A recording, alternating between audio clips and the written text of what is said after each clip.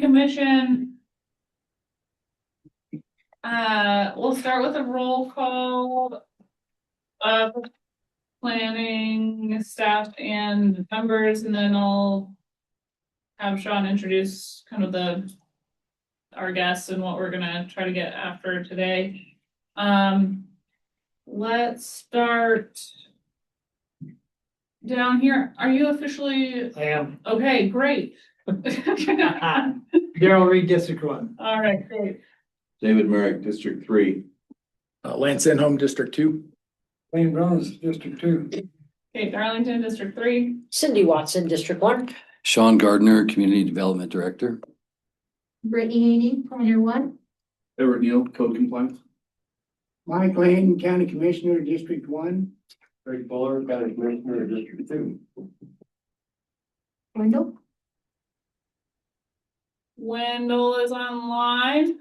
Wendell Coons, County Commissioner, District 3. We've also got Victoria online. Victoria Nelson, District 2. All right. So today is a work session continuing our work on updates to land use code specifically for battery energy storage systems. Tonight we have some guests with particular expertise that we hope to give us some of their feedback on the draft regulation that we have been looking at. So the intention for tonight is to hear from them and then to provide kind of a question and answer session, any information that the planning commission members might want as we consider these regulations. I'll have Sean take over from here, and then have our guests kind of. All right. Let me just kind of lay the groundwork of how we'll try to proceed through this night. We want to welcome two groups of special guests tonight with knowledge and expertise on various types and sizes of BESS facilities or battery energy storage system facilities. One group is a utility scale BESS developer and supplier, and the other group represents renewable energy educators from SEI, Solar Energy International. We'll kind of have a loose format. We want to have a real discussion here. We'll have the first group here introduce themselves here shortly. Maybe take a brief 15 minutes to provide an initial kind of presentation, any kind of comments or points they'd like to make. I should say too that both groups have been provided a draft, a copy of the draft of the regulations we've been working on, so that if they have anything to provide in terms of feedback on any particular parts or any questions for us, they had an opportunity to see the draft regs. After taking about a half hour with the first group, we'll have the next group also come up, introduce themselves and present any kinds of points that they would like to make and pose any sorts of questions, have a brief Q&A with them. And then once we have introduced everybody and everybody's had a chance to kind of share what they want to share, we'll just have a big open panel discussion. Okay? Sound reasonable? Okay. Also, another little thing just to kind of keep us on track. The purpose of this meeting for us as planning staff and for planning commission is to receive feedback from industry developers, suppliers, and educators, and to hopefully get some answers to some questions we have. So we'll have questions for all of you as well, so that we can finalize our draft regulations for these BESS facilities and take them through the public adoption process afterward, the regulations. Our current draft regulations provide standards for 3 sizes or classifications, if you will, of facilities. We created residential battery energy storage used as an accessory to residential structures in all use zones is what we're currently considering. Residential BESS is typically 1 kilowatt hour to 20 kilowatt hours integrated into the electrical system of a house or residential solar structure. Second The size of facility would be commercial, industrial accessory BESS, used as an accessory to other commercial or industrial infrastructure. And the third one, which most of the regulations we've drafted pertains to, is utility scale BESS. And a BESS and all components utilized to store a large quantity of energy for the greater power grid. So with that, just let the first group here introduce themselves and then go ahead and start your presentation and bring out whatever points you'd like to make, and we'll just take it from there. You want to put it on the screens? Yeah, we'll shift you over. Why don't we give you to, say 5 after 6 there? It gives you a good half hour or so and see where we're at. If you need a little more time or something, we're not like tight on this. And then we'll let the next group come up and we'll take it from there. Perfect. All right. Well, hi, everybody again. My name is Matt Kozakowski. It's good to see a lot of familiar faces. I was involved in the development of the Garnet Mesa Solar Project. I'm here tonight representing Alluvial Power, the current owners and operators of the Garnet Mesa Solar Project, to assist the county in our experience in developing and owning power assets and battery projects in particular.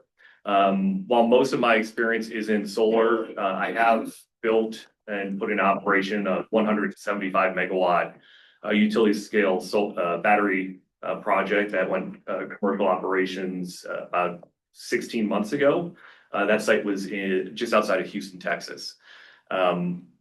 We're here tonight with Fluence, they're a partner of Alluvial in all of their battery developments. Fluence is one of the, if not the industry leader in the United States for utility scale containerized battery storage systems.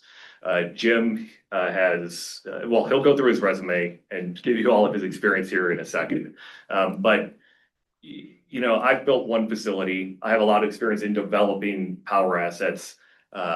Jim can speak much more thoroughly on battery projects, in particular, the safety standards, fire safety, the history of the product for going back to day one of old, liquid batteries, all this stuff like take car batteries. So he'll go through all that history, tell you where the industry started and where we are today. It's very different. And so I think it'll be very enlightening for everyone here.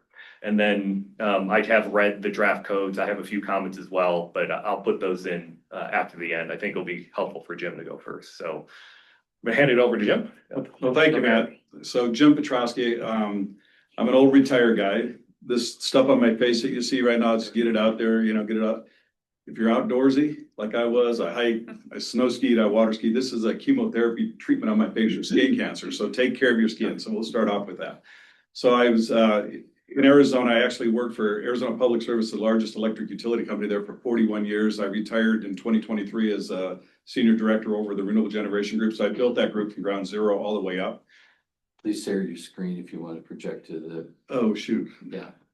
Sorry, join them. I didn't see that. I'm gonna let you do that while I'm talking. Why don't I keep talking? I'll let you just control it. Yeah, thank you. So I worked for APS, like I said, for that many years. And we went ahead and, utilities are extremely safety conscious. I mean, if there's any organization out there with linemen, electricians, they just don't take risk, and we got into the batteries in early stage of batteries back when it wasn't, everybody's talking about it right now. We're talking when a 1.5 to 2 megawatt battery was considered a big battery. And I'm going to share a couple things here in a minute. So I didn't get logged on. I'm sorry about that. So I'll keep talking. But, I did read through your ordinance and what you guys have put together. And I understand why you put in there what you put in there. There's a lot of concern in this space. And then you start getting some of the social media groups going. And then it just kind of spools up and not in my backyard.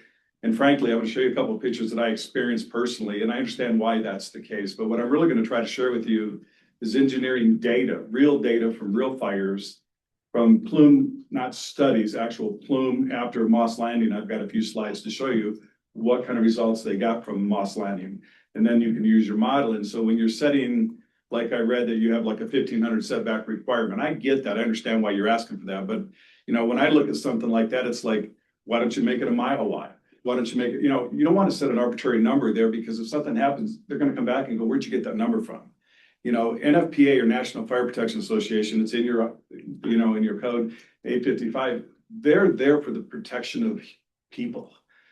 I'm part of NFPA. I sit on the City of Phoenix Fire Advisory Board. I got a lot of passion around safety because of this event I'm gonna share with you that I was actually at. So a lot of the recommendations are coming out. They're not just out there throwing something at the wall. There's a bunch of engineers, a bunch of fire people that are in there that are literally concerned about the public and what's going on. So a lot of the data that they're putting in place there, that's for the safety of everybody. You know, they're not gonna have their firefighters get hurt and they don't want the public to get hurt.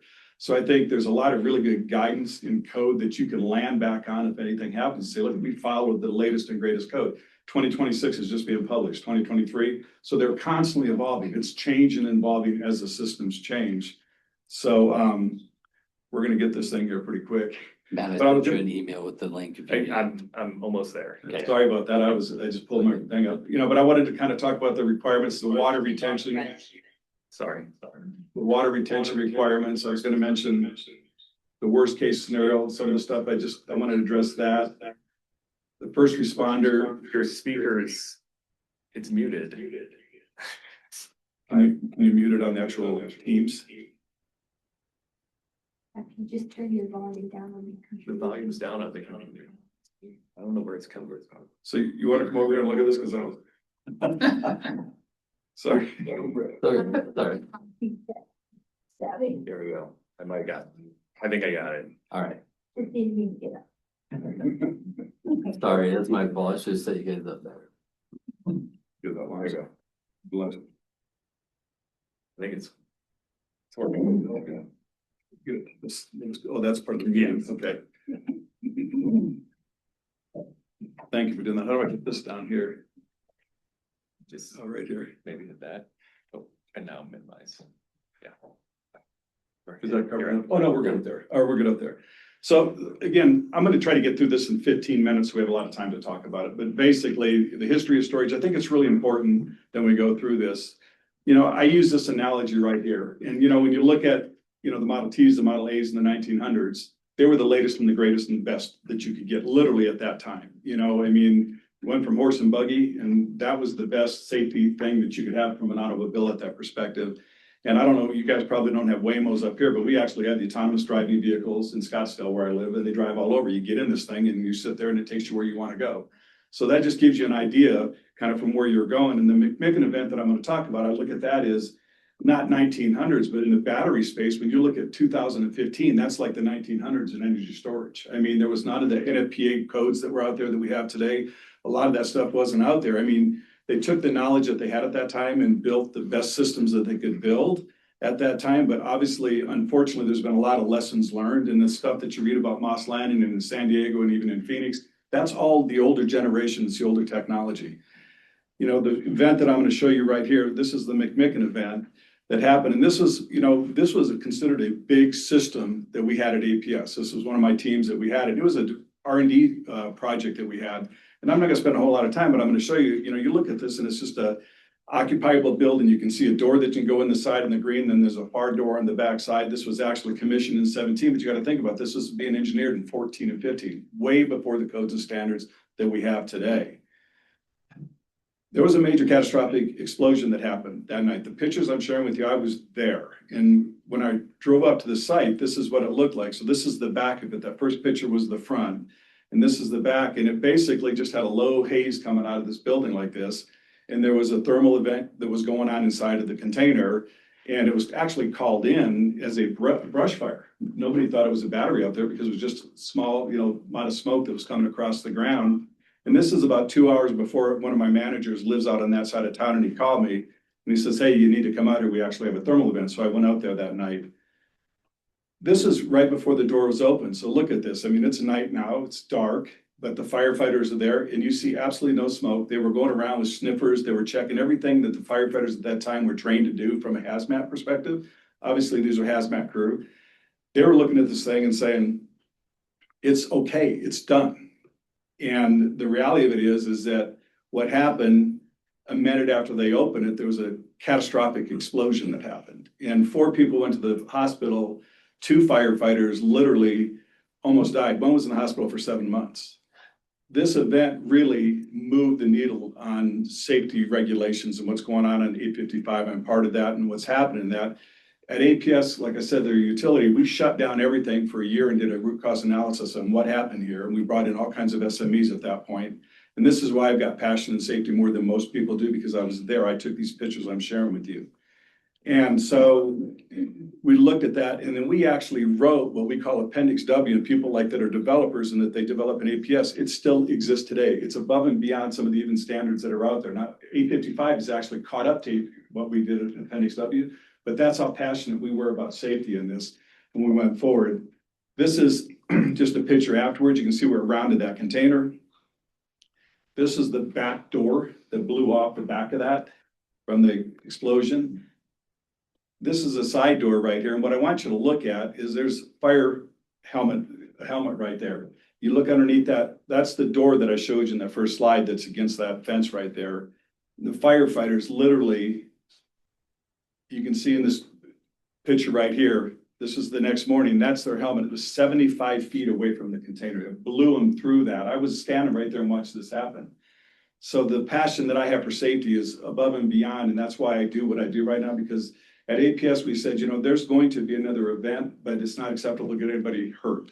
So we took the approach of fail and safe. It's almost like substations. We know if you're a firefighter, or first responder, you don't go in there and start putting water on a transformer that's burning, because you got to have it de-energized. You just don't do that. You got to make sure that it's designed and everything is in the right way. So basically, what I want to talk about a little bit is kind of, that was one example, McMicken, that I personally was at that really drives my passion and safety.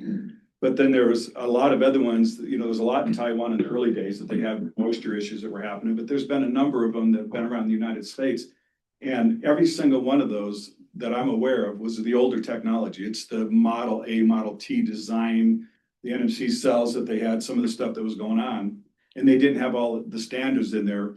And the picture I'm showing you right here is the one that is being proposed for the site that's out there. So it's basically, it's got a pad on the bottom, it's got the inverters in there, the cooling systems and everything else. And each one of those containers are full of batteries that are stacked up on top of it. And obviously it's got all the necessary isolation equipment, ground fault equipment that you can see. It's got all the latest and greatest testing that you can actually have on it. The 9548 large scale burn test, the module burn test, and more importantly, the deflagration panels, and then you see the mechanical ventilation, NFPA 68 and 69. That would have never happened with that McMicken where I showed the pictures if they had deflagration panels on the top of this. Because guess what? When it exploded, it would have went up and it wouldn't hurt anybody on that. Obviously, the new standards are incorporating mechanical ventilation too. If you don't get the lower limit of flammability to a level where you're going to have an explosion and you're pulling the gases out of it, guess what? You're not going to have an explosion. So these are lessons that have come from the industry that I was talking about when I first started, that literally the standards are saying, and these are NFPA, this is coming from people that work in this space and do it every day, saying, how do we keep these safe? We know we're going to have another thermal issue somewhere. You're going to have another car accident somewhere. How do you make a car safer? It's the same exact thing that there's happening in the energy storage. How do you continually improve in what you're doing and where you're moving forward with? So this is, you know, some of the standards that are in there. This is just a quick snapshot. I'm going through these real fast because I have quite a few slides, so I'm going to be having through. But really what I'm going to show on this is you can see the top.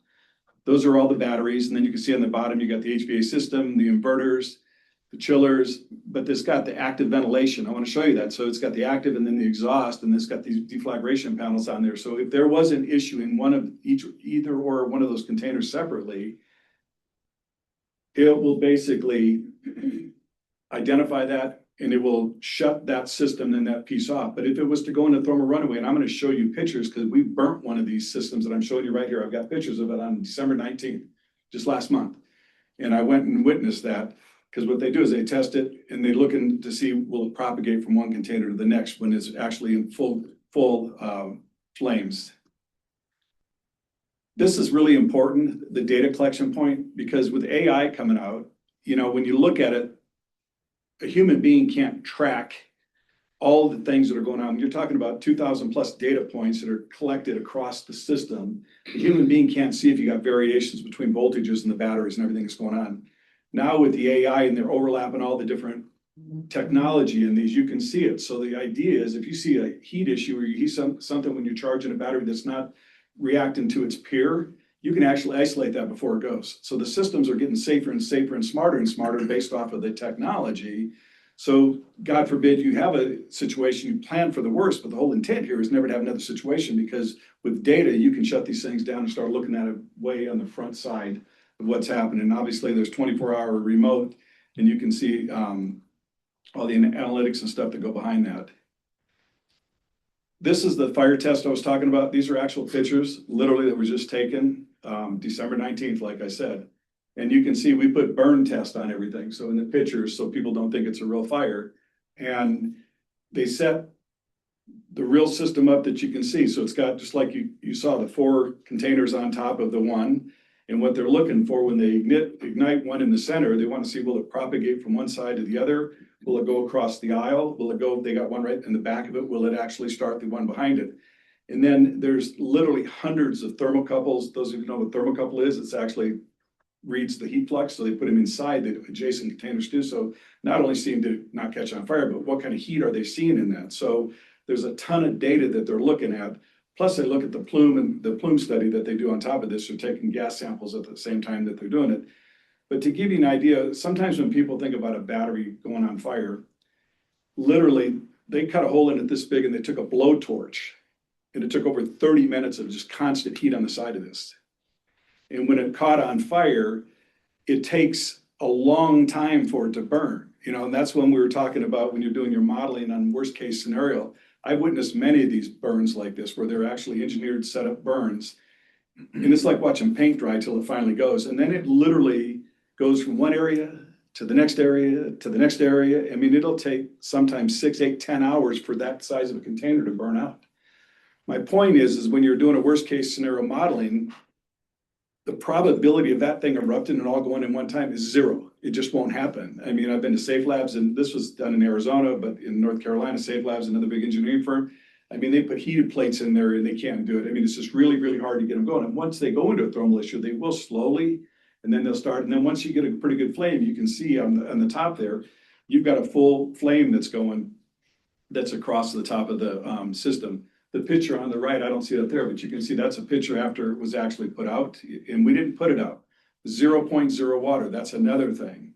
The whole idea here is putting water on a container like this is like putting water on the outside of a shoebox. It does 0. And there's no, you know, Statex is a chemical that they used to use and start to put inside the batteries. You have Novec 1260, 1280. My point is none of those will put out a battery fire. They're more for an incipient fire than if you had cables or something else on a DC that would start a fire on there. So there is no quote unquote extinguishing agent inside the battery containers themselves. It doesn't make sense. The equipment that's below that, absolutely. There's a fire panel in there. And if you had an inverter, if you had any of that stuff, you can put that out just like any kind of other electrical fire. But batteries you can't put out with any kind of literally chemical that's out there today. Now there could be something that comes out down the road, but there's nothing today. So the whole idea there is to let it burn. Don't even put water on it. There's no reason to put water on it, because if you put water on it, you're trying to cool off the outside of the container. The fire department's going to be there much longer. If you walk away from it, we trained all the people in Phoenix, because obviously that event happened in Phoenix. And all the agencies love us because the whole idea was they come up to the fence and they don't go in. The only reason they would go inside the gate, only reason if there's life or let somebody down, period. That would be the only reason they would go inside the gate. Other than that, you don't go in the gate and you just make sure that there's no fire that starts in the desert or something on, and you're just looking at the parameter of that for that kind of management. And they love it. They're like, we don't want to get next to that. We don't have to. They're having more issues with Teslas and other cars that are in the middle of the city that are catching on fire versus these energy storage, because they know that they're set up the right way with all the right safety standards. So let it burn is part of the whole idea. Here's a few pictures afterwards. You can see the, you know, the targeted unit where it actually burnt. You can see there was, you know, the flames are blowing. We had wind going back and forth, but there was no water put on this thing. It burned itself out. The one on the side that you see the paint there that's burnt, it got up to about 75, 80 C inside, which is not even close to where it needs to be an issue with the other batteries, but it got hot, you know, but the reality of it is it did not propagate from one container to the next container. And this is considered a success. So if you look at this, there was literally no propagation from unit to unit, no, the doors blew open, nothing happened. The deflagration panels on the top did exactly what they're supposed to do, and that's when the fire started going out of the top. And again, this was last month. You know, this is an old data right here, and there was 0.0 water.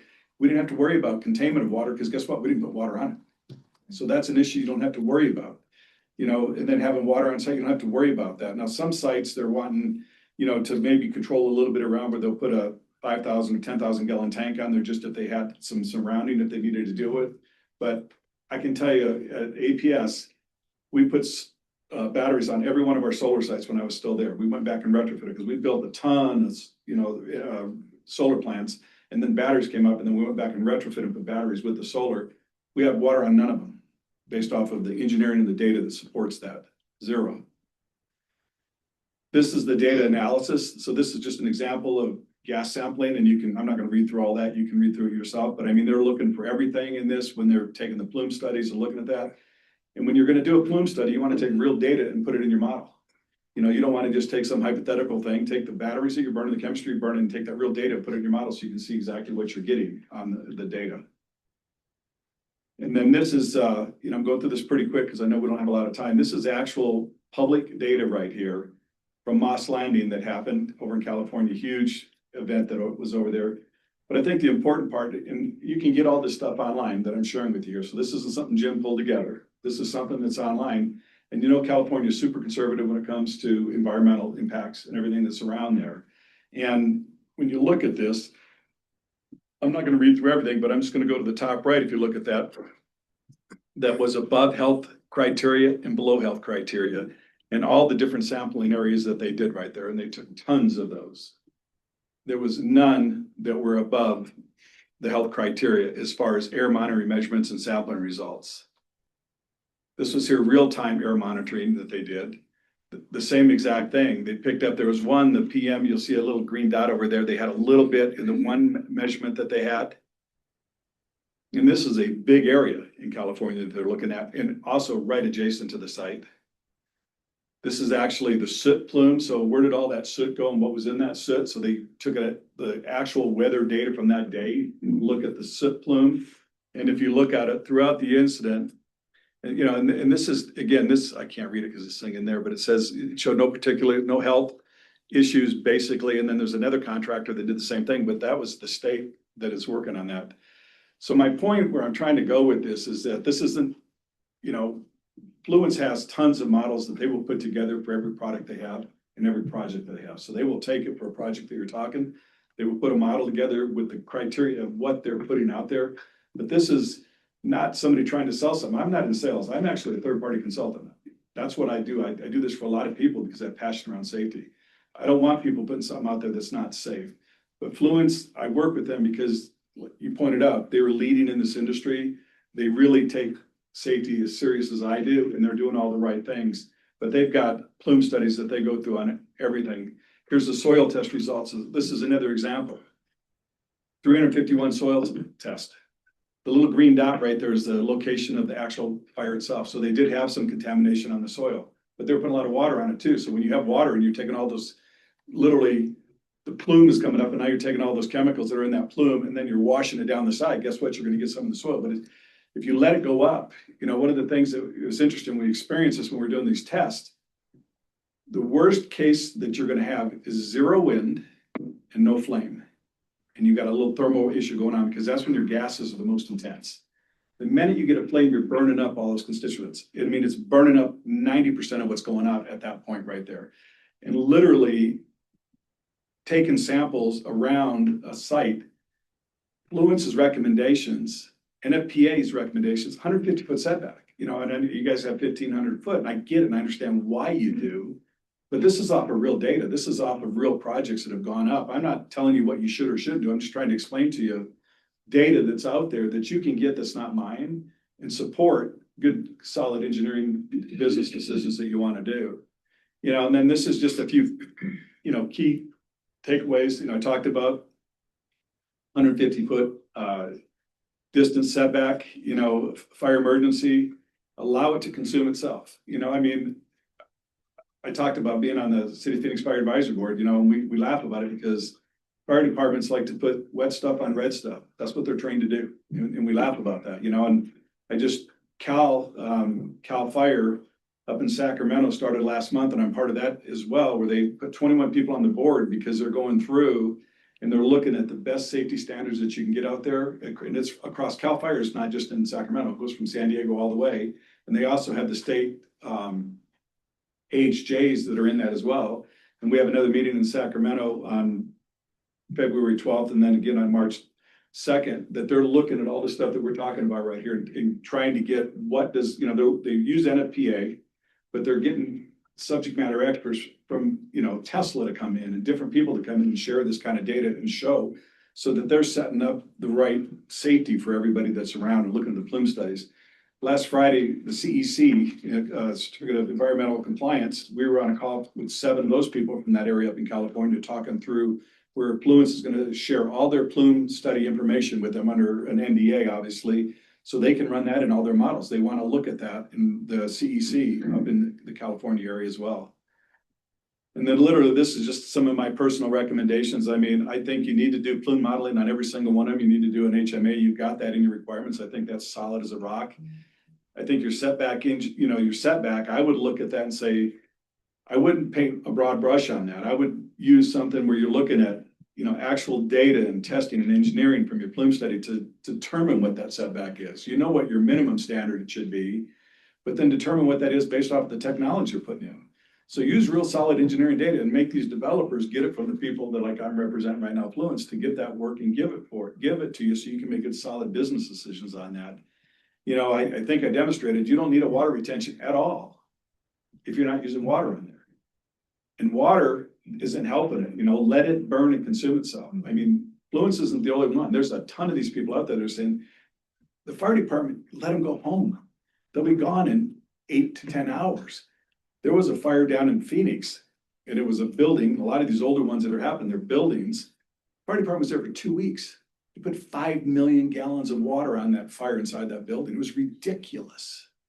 It was ridiculous because the fire propagated more and more because the sprinkler system got on top of the batteries, and then they got on top of more batteries, and they ground shorted. You know, you don't put water on electricity, and it just caused it. You know, if they would have let it just burn itself out, it would have been over literally more than likely within 24 hours. That Mick and I shared with you in the beginning, that building was catastrophic. You saw the doors, you saw the people. When we went inside and cleared it out, it had 19 of these racks of batteries. That was kind of what they did back in the day. It was a rack of batteries, and they had an inverter and a charge controller in each rack, all across the one wall and all across the other. One rack was the only batteries that burnt. One rack. But the gases got in there that created that explosion. Now, if you could have been venting that gas out of there, there would have been no issue. Nobody had been talking about it. You got in there the next day and you changed out a rack. We took all the batteries that were adjacent to it thinking, oh my gosh, those were on fire. We got to be really treat those with, kid gloves. I mean, people had the cal 40 cal suits on and everything when they're taking those batteries out just in case. None of the batteries adjacent to when that one rack burned. So my point is that if nobody went in there and put water on it and it burned itself out just in that rack. So there's a lot of examples that you can look at on that. And I personally, I would not let anybody build a building with batteries in your area. That's my personal opinion. I've seen it. We witnessed it. We said the same thing. Part of our requirements when I was at APS. At some point, the technology could change. They could put something in these batteries that it will never, ever propagate even within the cell. That could happen. I mean, this stuff is evolving very fast, but at this point right now, I'd use a containerized solution like I shared with you. There's a lot of other ones. It doesn't have to be that one, but there's a lot of other ones out there. I'd use a containerized solution. And obviously the first responder procedures are important. I know you have a 5-year to redo, meet with them. We've met every year at APS. We would literally do tabletop exercises, and once a year, we would meet with the first responders, and we wouldn't go to everyone because we have tons of sites. We go to one site and say, okay, what if this happens? What happens here? What do we respond? How do we respond to that? So it's fresh every year. And then if there's anything that changes in that process, then we could update it at that point. But it was an annual refresher that we do. And it was a half a day exercise. It wasn't like weeks, it was a half a day exercise that you do.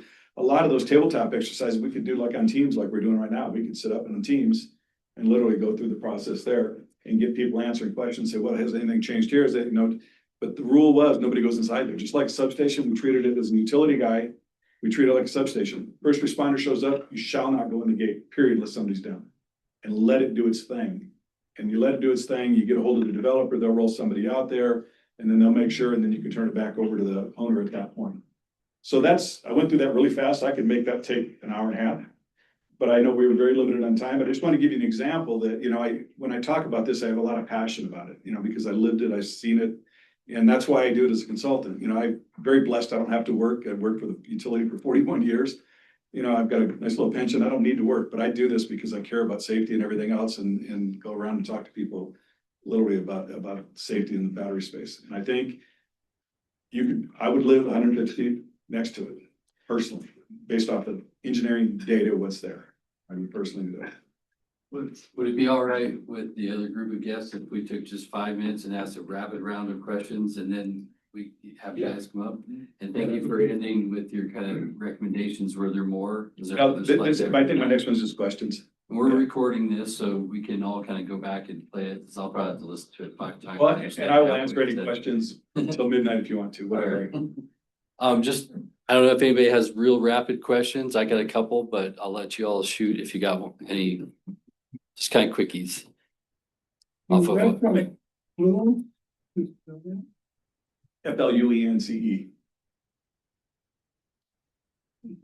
They're a Siemens, Siemens is a huge company, so they were spun off. AES is a company that was spun off from Siemens, and AES and Siemens are the largest investors. So they're a publicly owned company, and they're the two largest investors in Fluence. They're worldwide. They're not just here. I mean, they're building a bunch in India and Australia and in Europe and down in Chile, South America. So they've got a large footprint of what they're building. I have a question about, you obviously have a ton of experience with the utility scale systems. Do you have any recommendations in terms of distinguishing or treating, kind of like large residential or commercial scale, not quite utility scale systems in terms of additional regulations or fewer regulations? Obviously our biggest concern is these big systems with a lot of, power in them, literally. How would you think about this on if we're considering all scales of systems?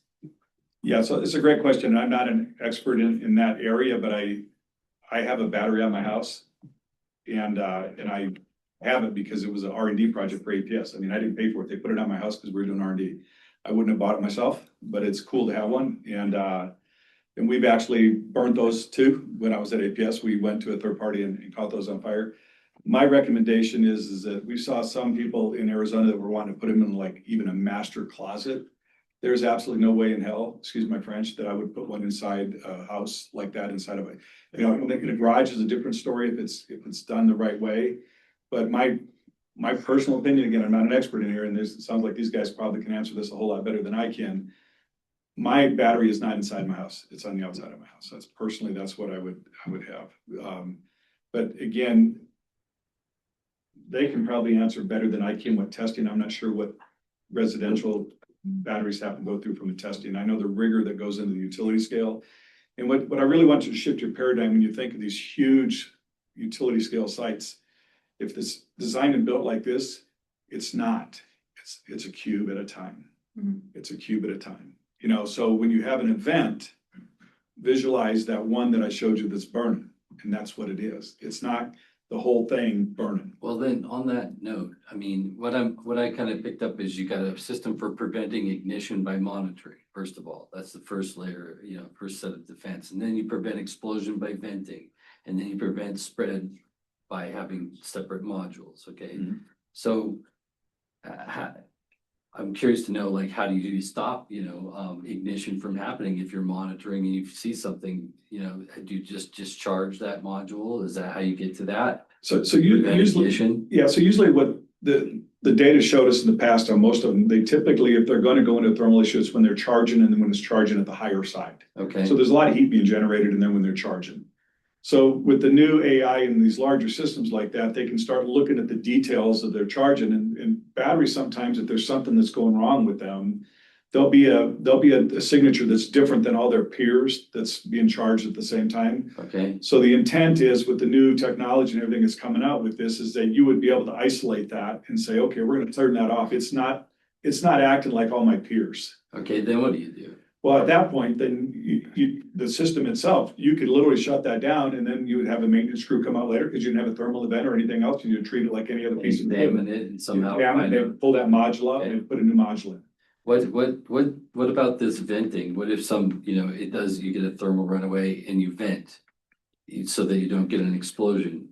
Is this part of what would be a part of like a plume model? Are we seeing what's coming out of Yeah. that at that time? That's exactly right. Okay, and then like if you kind of go on this assumption that only one module might ignite and then it's designed so as to not spread to others, we kind of put in our regs to kind of analyze a worst case scenario.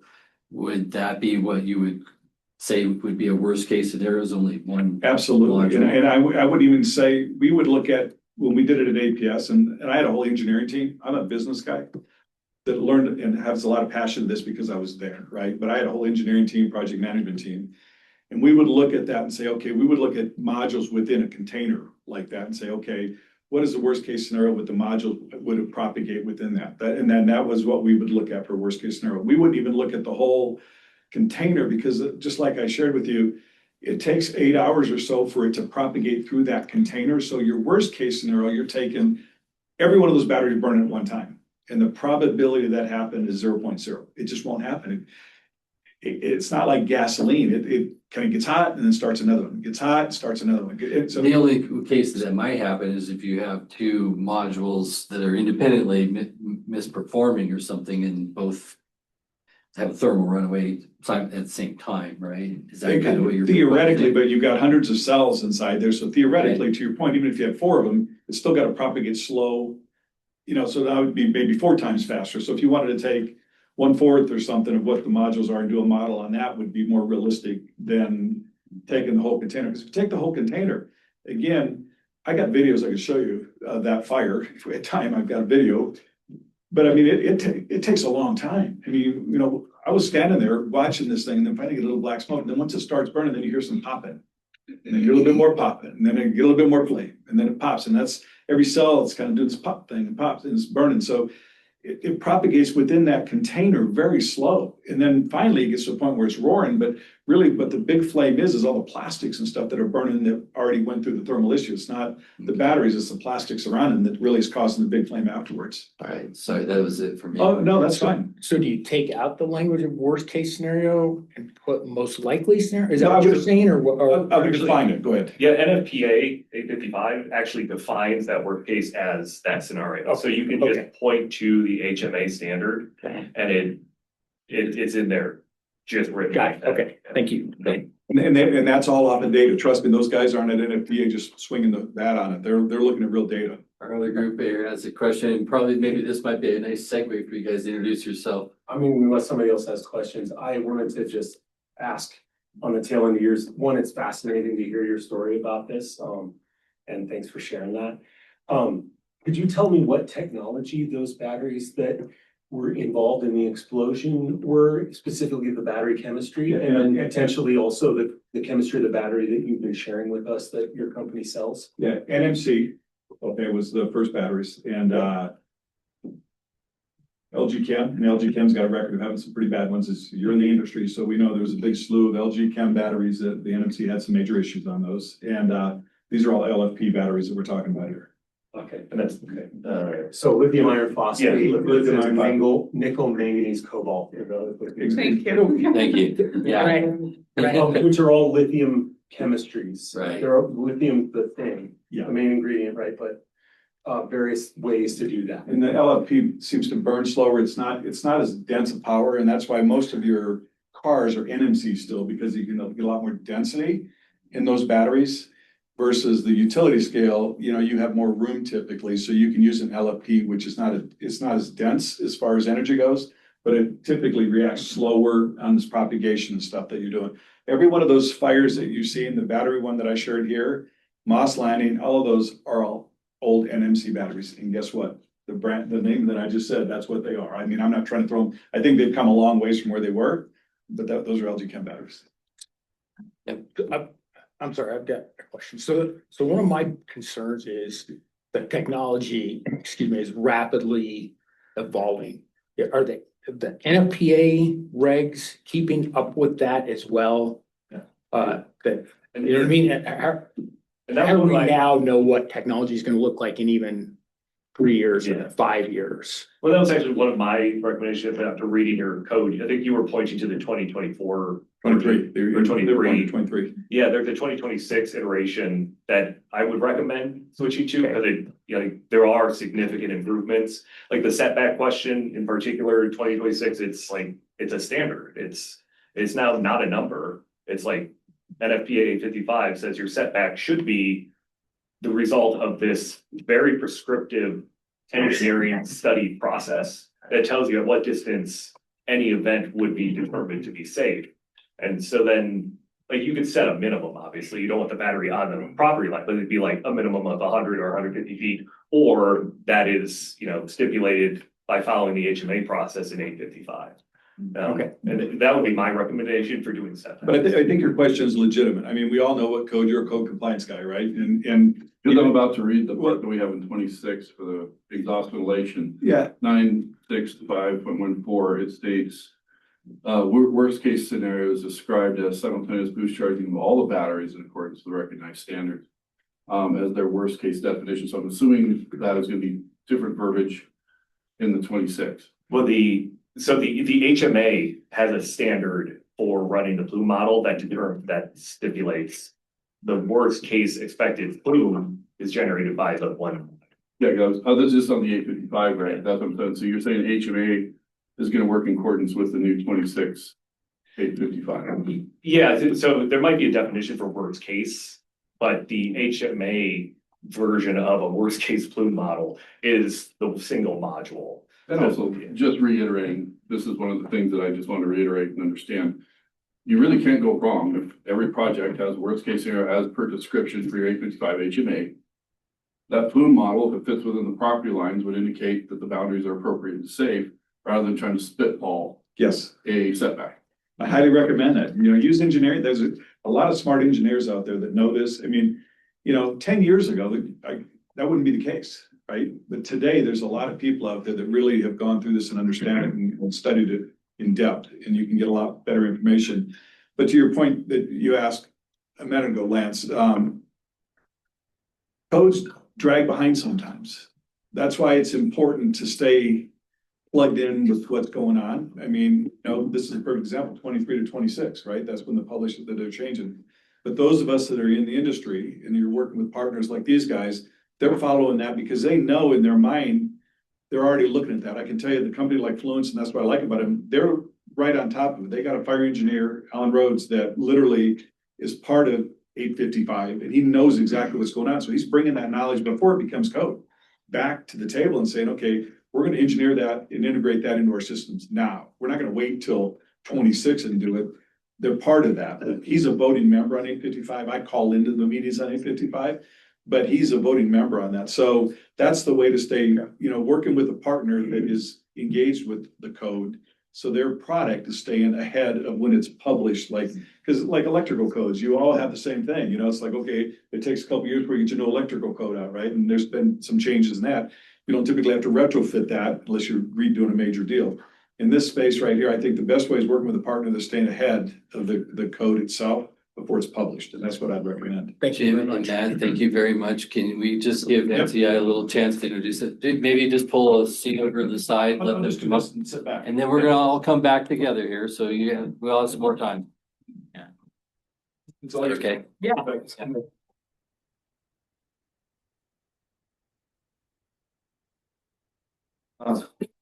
Hello, my name is Chris Sutton, part of our executive leadership team at Solar Energy International. And SEI, we're based in Paonia as an organization. We're the largest solar training company on the planet right now. And we just happen to be here in Paonia. But what we do, we've been in business for over 35 years. We've taught over 150,000 people through our training programs. Even, like APS, for example, we did operations and maintenance training for all of their PV technicians. And then there's a couple other things that I do. Yep, sorry. That I think are important. We have 4 people currently on NFPA 70, which is National Electrical Code. 2 people on Article 690 and 2 people on Article 705, which is the energy storage. So the solar side and the energy storage side. Just pull that mic up. Yep. And so we're actually, we have 4 people now sitting on the electrical code making panel that's part of our team. We're the only organization currently on that NFPA group for solar and energy storage that is not a manufacturer. Everyone else is a manufacturer, right? We're the only independent solar training organization that represents people, that we're not representing a product. Okay, because we're a nonprofit company, so we're not here to represent a product, and we're not here to sell anything. We're here to sell. What we do fundamentally is we sell knowledge and information by helping to train technicians, engineers, and other people within the solar industry. And we just happen to be based here in Western Colorado. For me, one of the things that when we first started looking through this draft, one of the biggest things that comes for me is that the fact that we're lumping all, I don't have to get past 2.1i, because when you lump all technologies into one, and to your point earlier, you've already done it wrong. Right, because the technologies are different and they all need to be treated differently. I've personally worked in solar and with energy storage systems for about 30 years now. And so each of the technologies is different. And so by saying that all of these electrochemical, kinetic, thermal, you've already kind of failed. And that's basically where I'm at, is you started at the wrong place. You need to address each of those technologies in a different way because they each have different hazards, right? And we're here to protect people, of course, but their hazards are different, and we have to understand how those different hazards are, affected when it comes to different issues. What point are you on the reg there? 2.1i or 1. 2.11. Are you working off of so we had 2 editions, and we had a second edition that was formulated by a consultant, and then that really, can I see it real quick? I just want to make sure that. Okay, so it might not be the right item, but This is the other one that we didn't. Yeah. This one we're not, this isn't our. Joseph has the word. oh, sorry. Yeah, that's the draft though. So, But okay, your point's still valid, please continue. okay, that's kind of all I wanted to Okay. say, and just present the fact that the codes, there's a lot of relevance to what he said, that the codes are changing very fast. Every 3 years we change the National Electrical Code. And my question would be, what would be the reason to go outside of those independently versus utilizing codes and standards that are generally accepted throughout the US and the world? And so I'm gonna leave it at that, and I'm gonna let other folks from our team jump in here. So my name is Joseph Inman.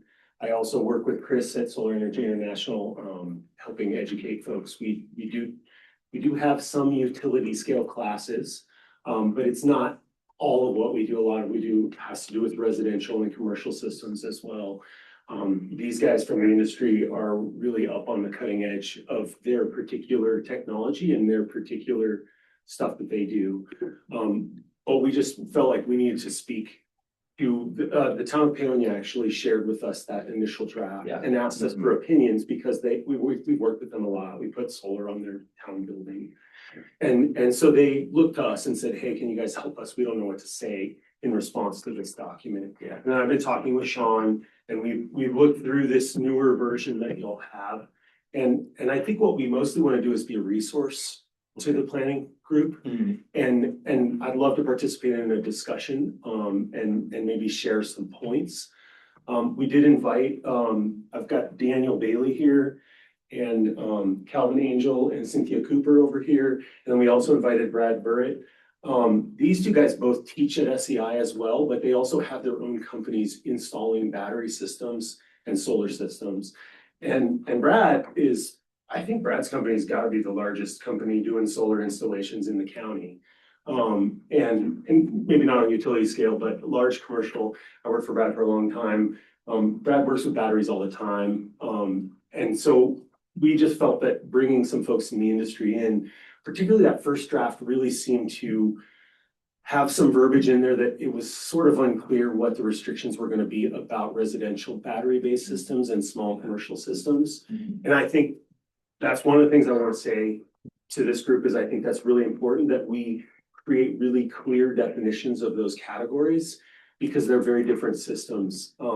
I do have a battery in my house and I think some of these guys do too. And I feel very confident that it's safe. But I would never put a nickel manganese cobalt battery in my house, although I do have one in my cell phone, right? And your electric car, if you have one, will have that too, because it's a very dense technology, but it's also incredibly volatile. And I think, you know, we can speak all day about, I don't want to get too much in the weeds with the technology. If you'll have questions about the technology, we're happy to explain them. But one of the things I want to make clear is just that with lithium batteries, particularly nickel manganese cobalt, and nickel cobalt aluminum, which are the really dense kinds of battery technology. They're the ones that we're going to see in cars and cell phones for a while, probably. When those fires happen, they make their own oxygen. So what that means is that putting water on that fire, I'm also a volunteer firefighter, by the way, in Crawford. Putting water on a battery of that nature does not starve it for oxygen because it's making its own. And so there's really, what I want to encourage everybody is, I understand that the county doesn't have and the fire codes implemented in our county, right? I know that as a firefighter and also as a solar installer. But I think it's important to note that if we're gonna cherry pick out of that NFPA 855 and whatever other parts of the fire code, to think carefully about how we do that, because those documents are like a whole document, right? And so if we pull out parts of it, we may actually make things worse. Putting a large amount of water on an NMC battery fire actually well, as Jim explained, it might make the fire go for longer and make it bigger for one, but it also puts all those heavy metals and toxins that we're worried about into that water supply and spreads it all over the place and makes a huge mess. And it's not really gonna put the fire out. And so one of the main talking points that I think SEI wants to say, we're happy to answer any questions, but specifically, the technology should be addressed individually on a case-by-case basis. Yeah. So this hazard mitigation analysis for each project is really important. And it's not just because we want to have like freedom to do a bunch of, I'm not trying to like blanket encourage that any kind of technology. I'm saying, unless we're specific about that hazard mitigation analysis, we might be making things worse rather than better, depending on the technology. Yeah. The other thing I want to bring up is that lithium batteries are kind of on their way out. I would look to see in the next 10 years that a lot of sodium ion technologies are going to supplant them, because sodium ion batteries are much safer, less explosive, less susceptible to thermal runaway, cheaper, easier to get a hold of those parts of the battery that you need. We also have other emerging technologies coming. We've got flow batteries.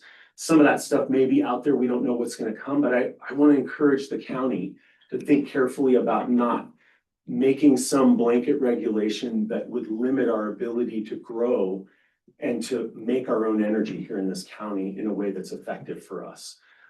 Maybe we're not into growth. that might be, some people in the county aren't into growth. I'm not gonna say, like, we have to be into growth, but the folks that I know who are into growth, they're really into energy independence too. And so I think this is a way that we can produce our own energy. If we have battery storage and we have this abundant sunshine that we have in this valley, we have a way that we can store that sunshine at night or cloudy days or whatever. We can stabilize the grid. There's just so many things we can do with battery storage, and there are safe ways to do it. So, Yeah, and I want to add just a couple of things too. The National Electrical Code separated utility scale solar from like residential, commercial, industrial on purpose, because if there's incidents that happens in a utility scale operation, you know, kind of what was mentioned, is you could just let that burn, right? Because it is what like we often call behind the fence, which means it's not on a building and it's not going to impact like human life, right? Because fundamentally, that's the purpose of the NFPA, right? Is to protect people and buildings from the buildings burning. And so separate like our codes have separated that from a solar standpoint, and thinking about that from energy storage as well.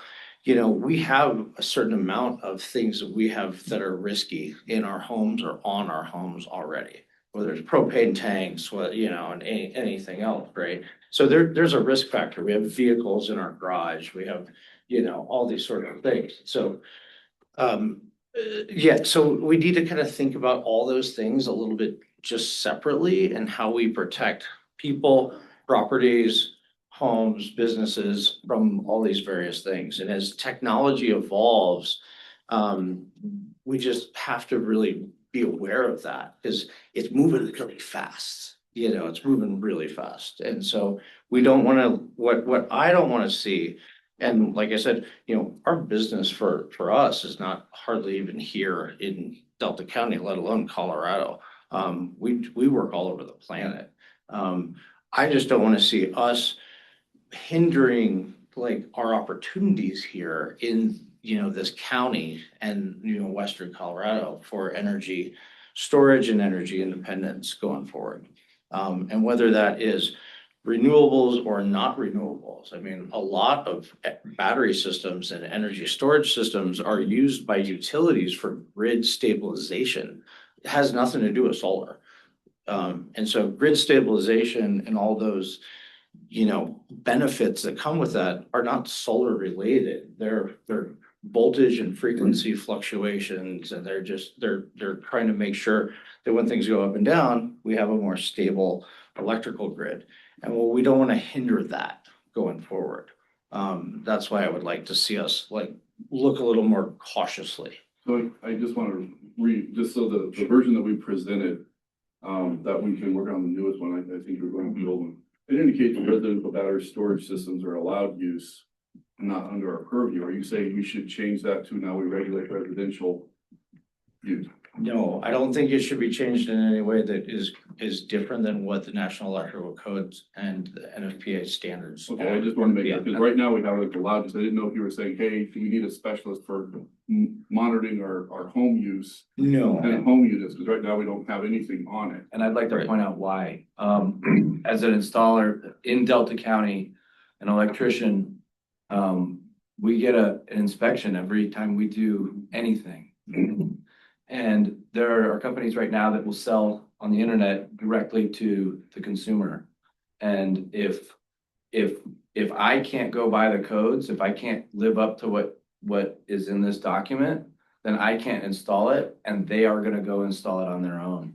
So if I'm here and I've learned what I need to do, whether it's put up, you know, sheetrock or some kind of fire protection that they're not going to do, at least I'm there to help keep the code standards up. Okay, so we were correct in thinking that residential would have its own thing. Why can't we kind of parse it out? or, the state electrical board will regulate any residential site. I think that was our assumption when we made residential and allowed. I'd like to mention that the International Building Code also has setbacks requirements for batteries and where you can place them in a residential situation.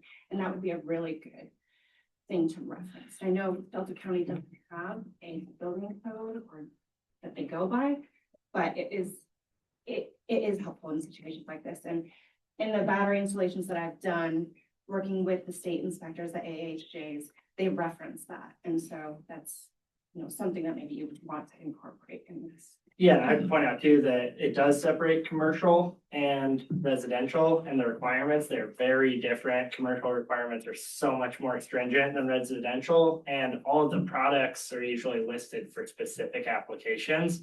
The NEC says we have to follow the installation instructions for the products. We can't install them in places they're not allowed to be installed according to the codes that govern them.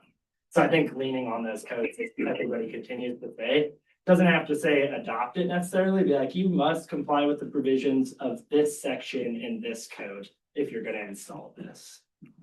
Just in answer to your question, though, I personally would say leave the residential and commercial battery system stuff alone. Yeah. Like, I don't think the county really wants to I would encourage the county not to get involved in regulating those things, since they're already regulated, the liabilities there are all taken care of by those bodies that regulate those things.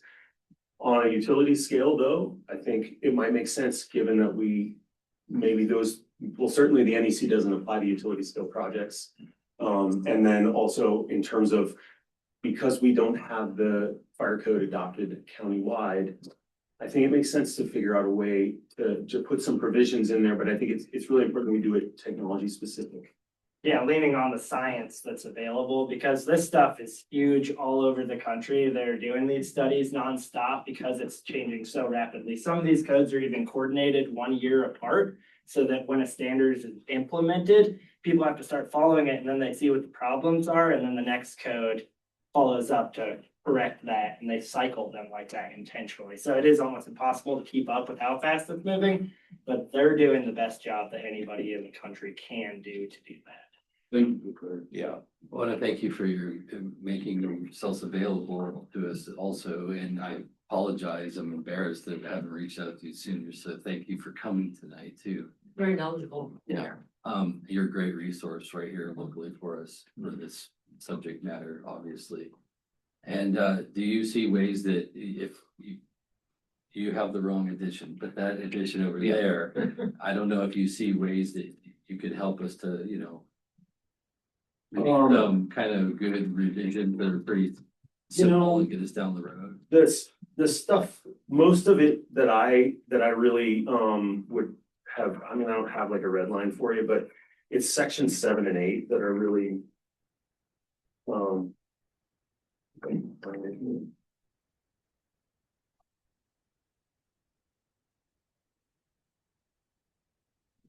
Emergency and hazard mitigation plans, or? Yeah, I'm thinking that, I have this other document that, but basically, just talking about water supply and water access requirements, which I think we hit pretty hard already, and I heard that.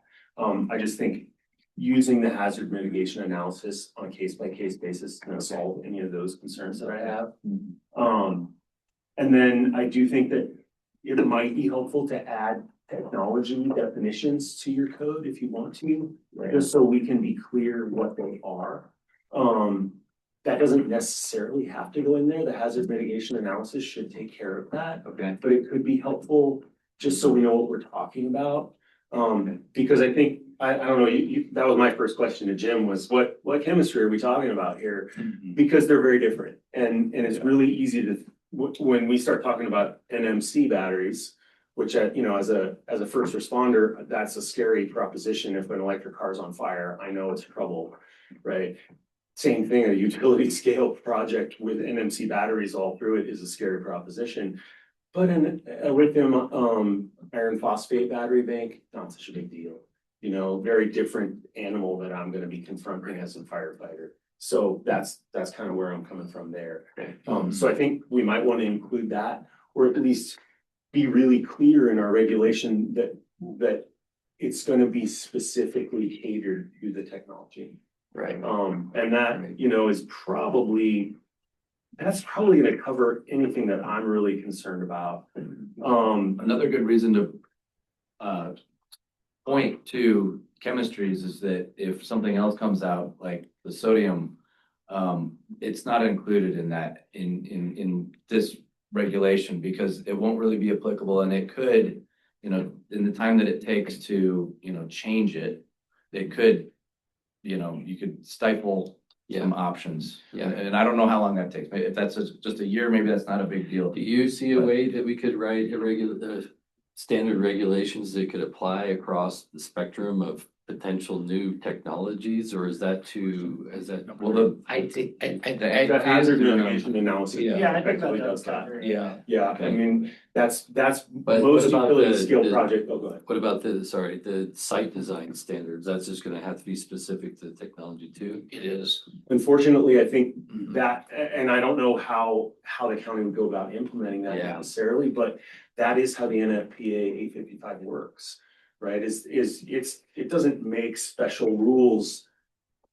for each battery type. It says, hey, do a hazard mitigation analysis and and we're looking at the worst case scenario, but we're not necessarily gonna say, okay, worst case scenario, let's have that much water on hand, because water might not be the most effective firefighting technique for that battery. So what about the site design standards then? I mean, do we just have to go off of like the industry supplier of the battery basically? Or, I mean, Fundamentally. or a third yeah. party, there may be a third party that does these kinds of. Why don't you guys come on back up and? Because these guys are more Yeah. familiar with that process. So we just stay up here, you know, we'll see if we can all get around the table here. Oh, when we have a commissioner here online. This is Wendell Kuntz. Hey, for clarity, the water requirement for these sites was meant to address brush fire needs. I think even Jim's one picture showed a brush fire potentially starting at the Moss Landing site. It was never ever meant for fighting thermal runaway events on the equipment. That's great to hear. I think that's an excellent thing. If it's sites, that's another reason why site-specific data is gonna be important as part of that hazard mitigation analysis. Because like the commissioners points out, if a brush fire is more likely in that situation, if we've got, sloping terrain coming up away from the site, we're gonna wanna think about that and probably do some other stuff besides have water on hand to prepare for that. Right. One of my comments on the water side was not about the water storage, it was the retention and separation of any fire water runoff. I'm an engineer, I don't know how I can physically do that. So I would highly suggest taking that out. And I think as we've seen here, there's no need for putting water on these things anyway. So just that requirement, I just was scratching my head on how I would design a system like that. Well, I can tell you from a utility that has a ton of batteries. A big GSU or transformer that we have, like in the substation, there's requirements that we put like a retention pit underneath that, and there's a fire. We know that thin cooling, they melt, and all that oil goes down in there, and we call it like a big hibachi pit, right? We built that for that. But I can tell you out of every battery we put in across every one of our sites, we have 0.0 any of the hibachi things underneath it. We're not concerned based off of engineering data, right? It's not sticking it up there going, yeah, we think it's gonna work. It's data that drives the decision what we're doing. And nowhere in the industry are they building these big retention basins because people aren't using water. So, again, where you have a hazard like a transformer, you're gonna burn the pins up, you can get all that oil down there, guess what? You take the appropriate steps to retain that, to make sure it doesn't get into groundwater or anything else. But where you're not seeing that, what I like about what you guys said is follow the code, follow what's out there, takes the liability off your backs of what's there, and then stay very engaged with what's going on with your developers and with the folks that are, SMEs in this space, stay engaged with that. But really point everything to the code that's out there today and what's happening. And I think you'll be safe. You'll take the liability off your back. You start trying to swag it, then somebody's gonna come up and say, well, you did this on your own. Why wasn't it like I started off with 1,500 feet? Why did you go 3,000 feet? There's no engineering behind that. It doesn't make sense to do it. And Sean, I did want to touch on your question on inside the fence design standard, what do you do? And you'll have noticed when Jim showed those photos of their burn test, those containers were set apart at specific distances. Those are the distances I have to construct that facility at because of the UL testing that they completed stipulated that. And every supplier that has a UL certified battery equipment will have their own standards. So Fluence's would maybe 10 feet between containers. Tesla might be 8 feet, each supplier is certified to a specific level. So you just require people to construct UL certified battery equipment and you're golden. You have like a The setback. standards take care of it. Yeah, and you had a setback in there that you were requiring for like 10 foot or 30 foot or something with brush. I mean, the reason you saw the commission of this online there, that one little brush fire, that was the explosion that was 75 feet up. If we mitigate any explosion, you're not gonna have a fire 75 feet away. You know what I'm saying? So typically keep the brush around the area, the immediate area for sure, just in case you have something, you don't want a brush fire to actually happen. So I would definitely do that. Most battery facilities are rock 100% within the fence. Yep. For just that reason. I know that we have the goal of preserving agriculture in the county and that's in there as well. It's gonna be, I wouldn't recommend that within the fence. These are also higher qualified personnel standards under electric code facilities than a solar facility. So you can't let agricultural activities go on in here regardless. But yeah, just no observable stuff within a utility facility fence is ideal. When the size of the battery area is significantly smaller than the photovoltaic. Oh, yeah. We're talking like, an acre, 2 acres for a Massive. big utility massive project. battery. Yeah. And potentially separate fence for the battery system. It Yeah. always is. It would be. It is. It always is. Yeah. It always, So we could do agriculture with those solar panels, Absolutely. just not with the batteries. Well, I will say too, that the utilities aren't governed by the NEC and stuff, but they have to comply with all kinds of other regulations, like fire mitigation and stuff for building any of their substations or anything. And so they are required to do that with all of their battery installations too. And they use third-party experts to ensure that those are designed properly. Unlike solar actually has provisions in the National Electrical Code that will say over a certain size, you can get away with not doing these things if you have an approved fire mitigation plan. And so in the county, I'd say for something like that, it'd be like, well, you have to use a third-party engineering firm to design this thing and then that'll get approval kind of thing and just point it to a third party, not make the county set those standards. that's spot on. I mean, that's exactly what we did. I mean, because even though I had engineering teams that could do exactly that, from a liability perspective as a utility, we would hire a third-party engineer that had the big stamp, that could stamp it and say, okay, he's certified that they followed all the code and everything in there, and then they would turn that over to APS. And then we'd have that in case the commission ever asked us, hey, what's going on? If you have an issue out there, yeah, we went through this and stamp drawings of what they did in there. So we do that, we thought that was perfect. Just to be clear, Standard of interpretation. It'd be so different from each, but if you have a third party do something like that. They follow the rule. and just want to make clear, so in my alluvial power, we are an independent power producer. We're not a utility. We do follow National Electric Code. We get electric permits from the state. DORA inspects everything we construct. They made hundreds, if not thousands of visits to the solar project, inspecting everything. So we have all the standards and codes, and we have the state level inspectors inspecting facilities that we develop. That's true. IPP is a little different. I want to give the planning commission an opportunity to ask some questions. I don't know if Dave, you came with a few, did they all get answered already? They're gone. Obliterated. Commissioner, do you all have anything? I mean. I just, Go to you. it sounds like we just need to incorporate by reference certain standards and then that's it. We don't specify much else in here. Protect yourself if you do. Yeah, that's my take. But these guys need to help us put those things. My question is with the standards and codes continually updating. You know, right now we have it kind of standard by reference to a specific edition, and I understand that we need to reference a specific edition because, you know, those sections and subsections and whatever, point directly to those things that might change.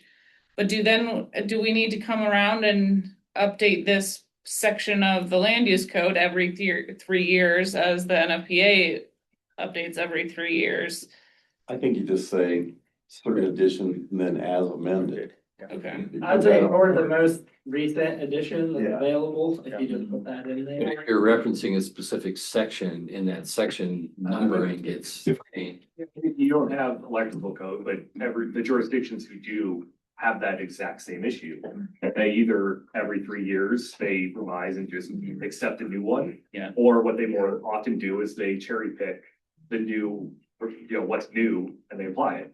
Like I couldn't put an outlet in my kitchen island.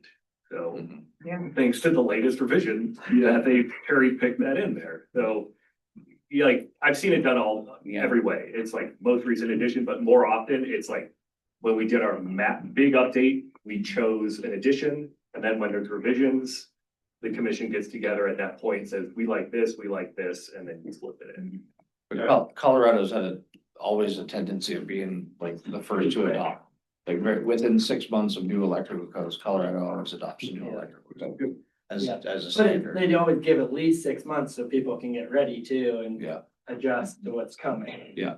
Whereas some states are a decade behind. Yeah. But Colorado has always been fast on adoption of new electrical codes. But I like the 3-year and I like it open-ended. I mean, I mentioned I was on the City of Phoenix Fire Advisory Board, and that's basically the fire marshal, and they're the ones that actually write all that. And every 3 years, we just finish that, we go through the revision and go through. And a lot of it's just pointing to different things. It's not necessarily rewriting the whole thing, it's just pointing to different areas that have changed in NFPA and some of the other stuff in the fire codes out there. And, but they'll do it like every 3-year cycle, and I'm part of that process that we go through, so. It's not a heavy lift if you're not trying to be so prescriptive. Again, you point to the new stuff that's out there. So people, it's consistent across the board. That's the key. Everybody's reading the same document. Everybody's looking at the same piece of paper. And just to be clear, it's always the same number, like 9540. It's not like you're gonna have to go find a new code section. It's always that same area. Okay. Nice. Anybody else? This was really helpful. Thank you all for coming. Yeah, I got one, that's a question. I am kind of, if it's, I don't know, it doesn't have to be last, I'm just. Nearing the end. The cherry on top. So say you're in our position, planning staff, planning commission, and a developer's gonna come put in a big utility battery and storage facility. Hands down, what's gonna be the number one concern of people that are, around that area, they're gonna be concerned about a thermal runaway event, toxic plume coming over my crops or my animals or my house or my family. And then making it so I can't live there anymore, or somehow, infecting me and making me sick or something. Just how would you work with forming these regulations to address that, in a way that can be understood by people that are gonna be in that situation? I can give you my experience. You guys probably have a different experience, but as a utility guy, we would literally go out, work with you guys, and we would have an open house where we'd set up and we'd have literally the community invited to come. And it was not this formal. I mean, it was more just in a big room. We'd have pictures of exactly what it was, and then we could talk about all those details and answer it. Again, what I've learned in this, if you can help people understand and educate them what this is, because again, we see and read so many things that aren't factual in life in general right now, right? Across the board, not just in this space. But it's like, understand the facts about what you're really dealing with. And if you can help them understand that there's always going to be people not in my backyard. People don't want power lines in their backyard. People don't want certain things. But if they understand that when this is being consumed, and almost all the data has shown, if you have a large commercial fire building without any batteries in it, the plume in that is worse than a battery burning itself up. So they need to understand that, that's, fire's not good no matter where it's at. If you got a big commercial building, you're gonna have gases coming out of that you don't want to be downwind and, breathing those toxic fumes in from a commercial building. Same thing with this. You want to kind of get away from it. You don't want to be right there, but understand and be educated in this, I think, is the best way to address that. And public outreach and have them come in, the concerned people. I've had people literally that were like, not only no, but you know what, no, and sit down and talk to them and show them. And they're like, well, I didn't know that. I didn't understand that. Once they understand it, most people are more tolerable about understanding what's going on. That's been my experience in Arizona. And allowing, experts to come in and say, well, your experience that you saw with this car fire isn't applicable here because this is a different chemistry. I think that's where you can get people to say, oh, okay, that's different than this. That's.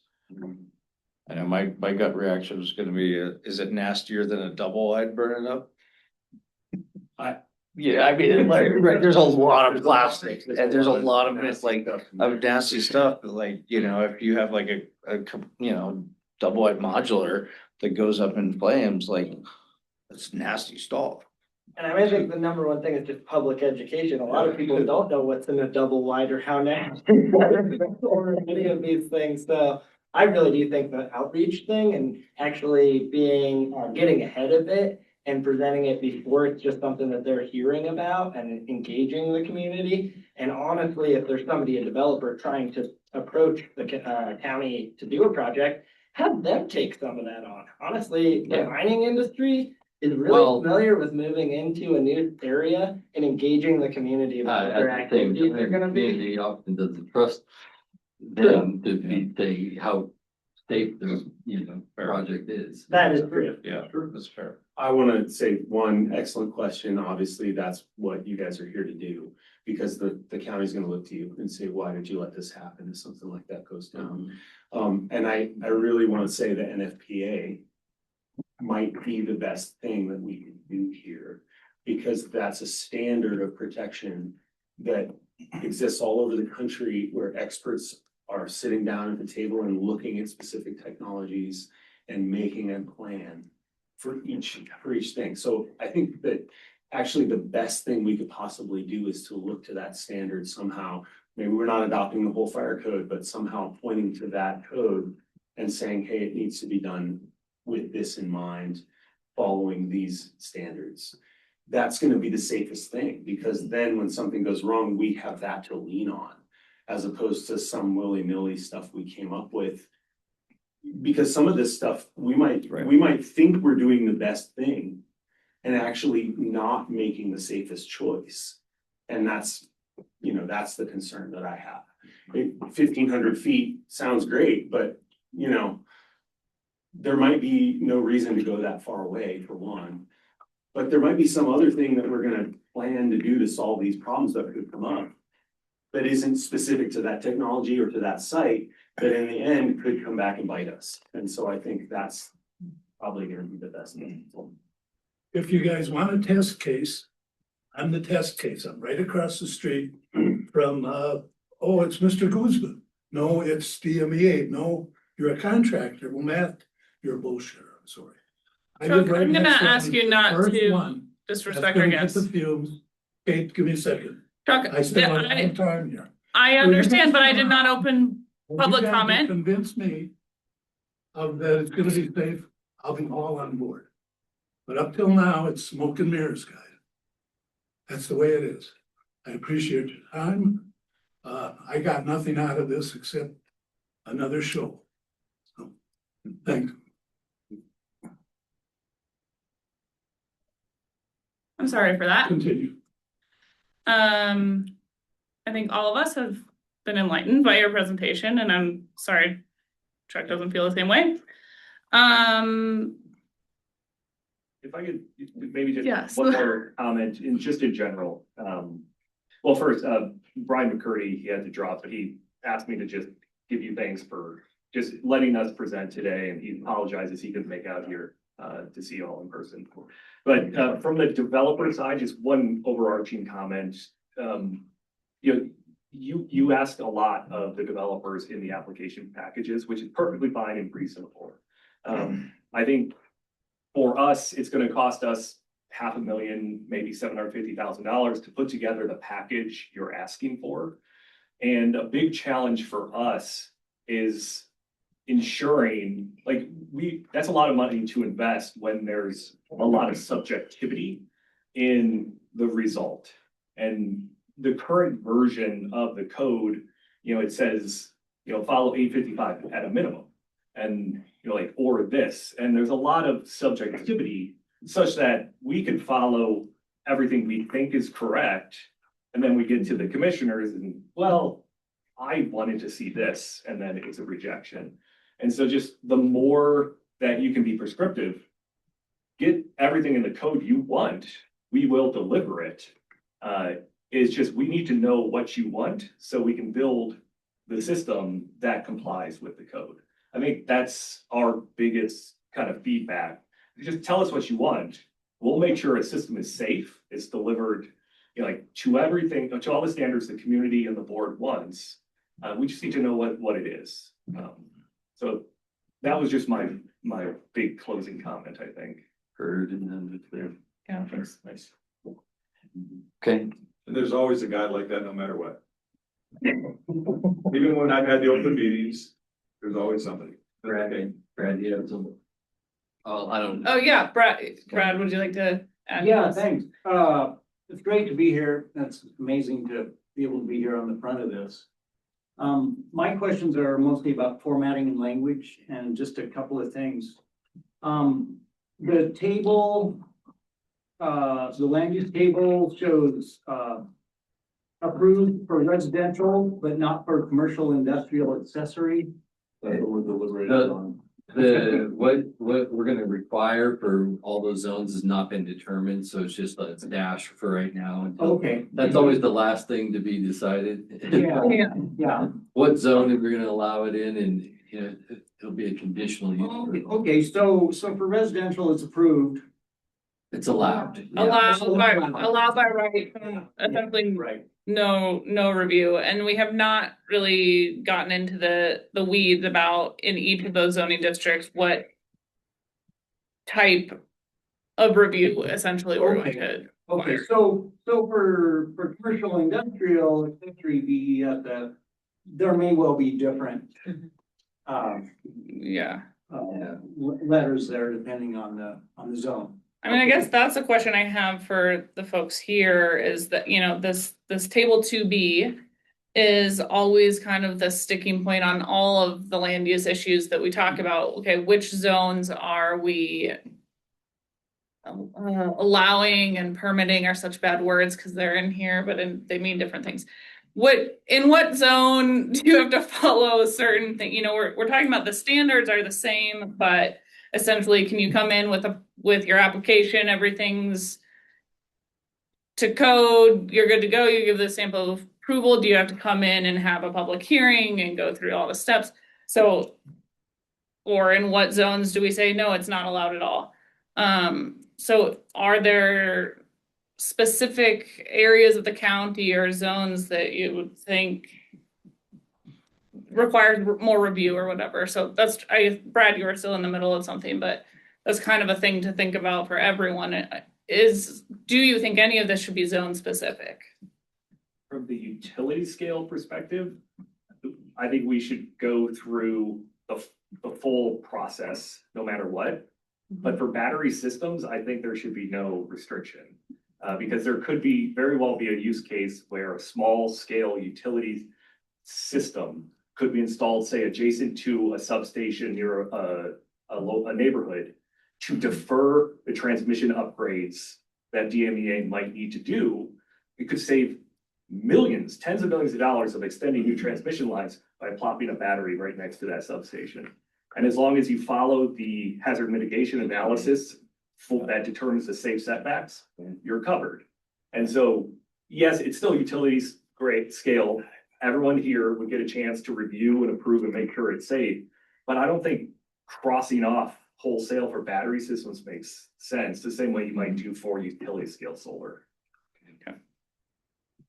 Brad, did that help answer your question there?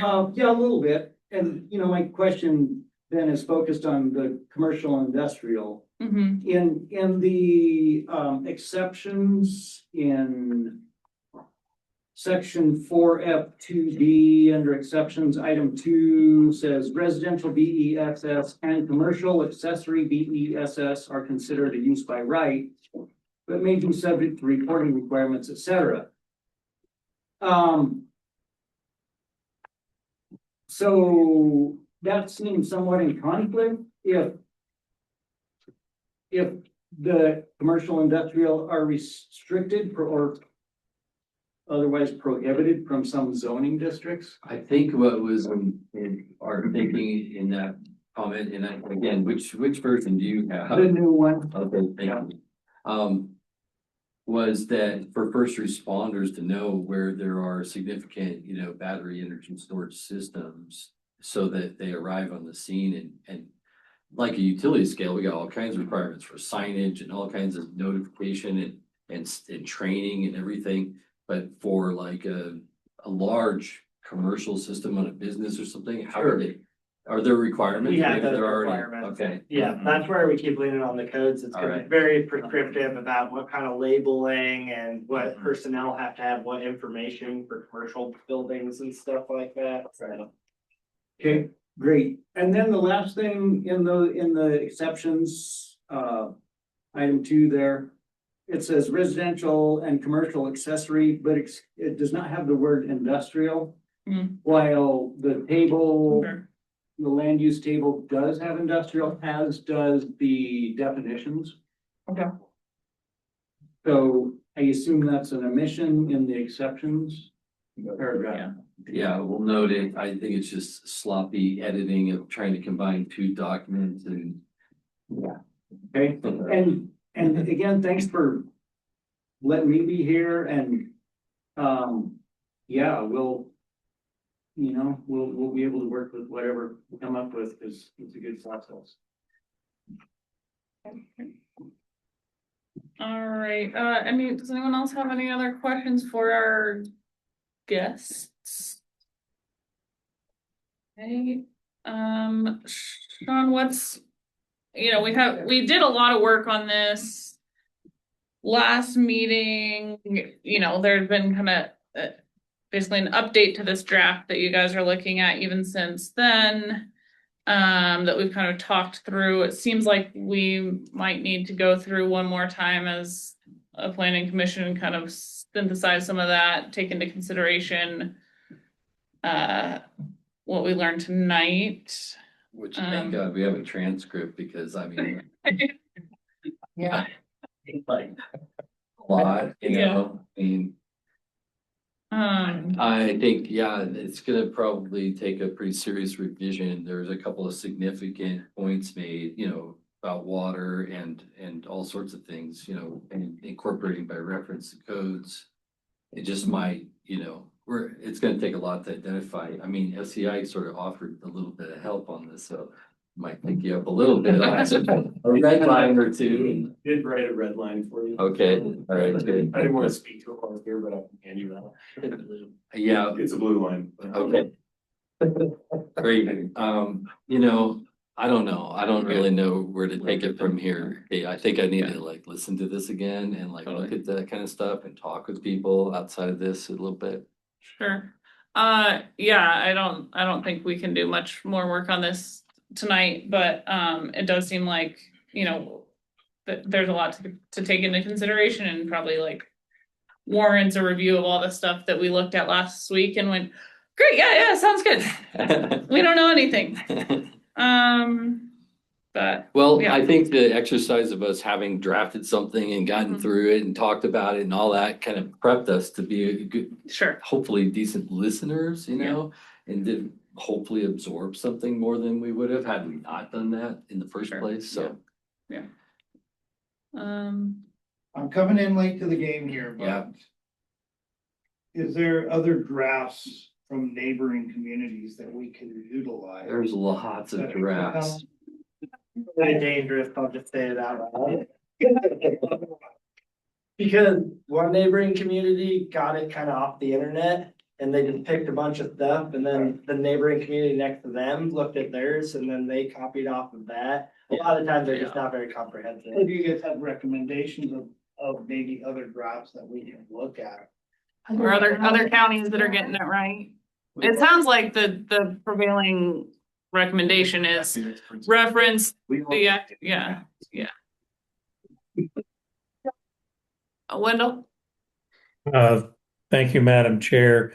In reference to the other communities, Logan Simpson, the consulting company we hired, has a lot of expertise in this area. What they developed for us was similar sized communities and similar sized geography, and gave us a lot of recommendations. That's where the original draft came from. So it just wasn't pulled off the internet. There was actual work done and put into this. And I do want to make sure everybody broadens their discussion to think about what Mr. Sherrick said. We have we represent them also, and we need to get a certain level of comfort with those who do not see the same way as this group.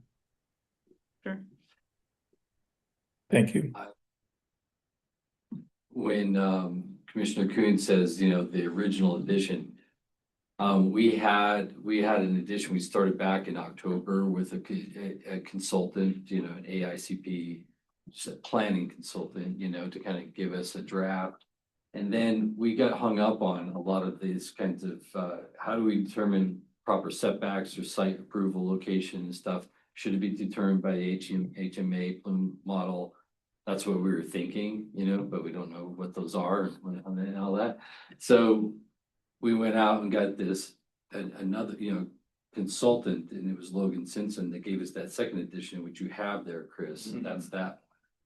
But then we we actually went back to the first edition, which is the one Joseph has, and that the parts that are highlighted yellow were unique additions from Logan Simpson. So that's, and this is kind of a synthesis. We got a lot of work to do with this thing, but yeah. I do have one random kind of question about that last iteration of this. Just wondering where the no off grid thing was coming from, just more than anything. The no off grid. There was a line item in that previous edition. It just said like no off grid solar batteries. Yeah. It's not in the. Okay.